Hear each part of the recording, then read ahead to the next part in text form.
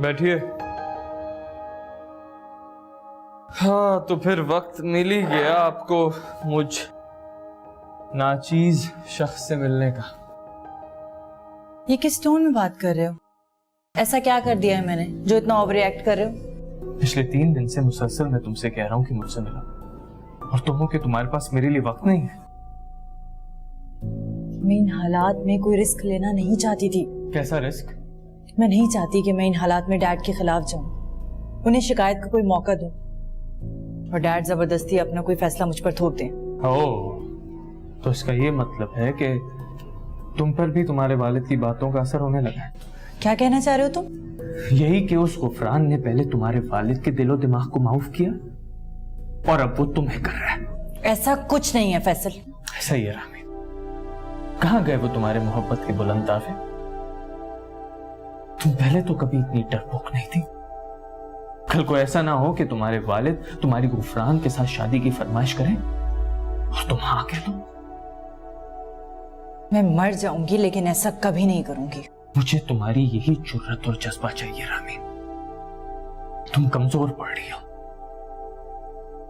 और कमजोर पड़ के तुम उस गुफरान को जीतने का मौका दे रही हो।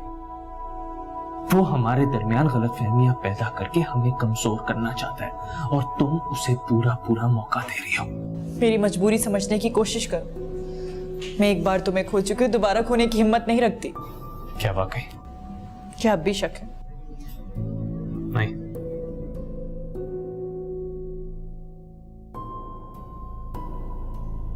क्या हो गया फैसल?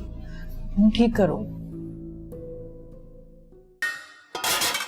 असलम भाई, ये मैंने दम पे रख दिया, इसको 5 मिनट्स के बाद बंद कर दीजिएगा, ठीक है? बिल्कुल जी। और ये जो मैडम बोलती है ना हमारी बेटी साहिबा कि उसकी अम्मी इतनी अच्छी कुकीज बनाती हैं, फैसल की अम्मी ऐसी कुकीज बनाती हैं, आज देखना मैं कैसी जबरदस्ती कुकीज बनाऊंगी।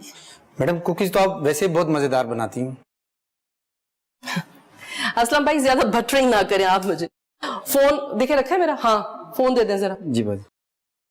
इसको बंद कर दीजिएगा याद से। जी भाई। और हाँ, वो मैंने टाइमर सेट कर दिया, कुकीज निकाल लीजिएगा।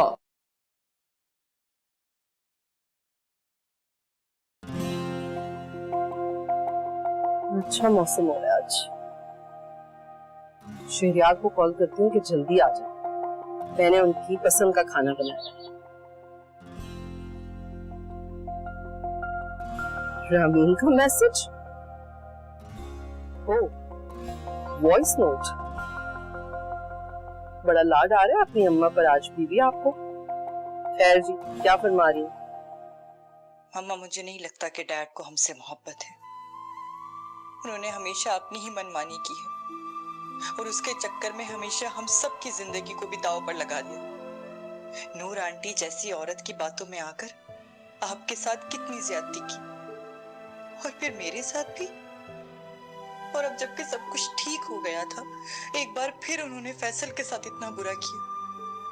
उनको मेरा ख्याल भी नहीं आया, एक बार भी नहीं सोचा उन्होंने मेरे बारे में। और फैसल, जिसने उनकी खातिर अपनी जान की परवाह नहीं की, उनके बिजनेस के लिए दिन रात एक करती, और आज फिर सारे वादे दावे करने के बाद उसे इतना बड़ा इल्जाम देकर अलग कर दिया, शादी से इनकार कर दिया। बस मम्मा, मुझे नहीं लगता कि मैं मजीद कुछ सह पाऊंगी। इस मैसेज को मेरा आखिरी मैसेज समझिएगा कि आपकी बेटी बहुत बुरी थी,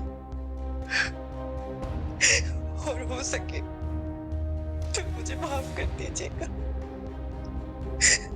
आपकी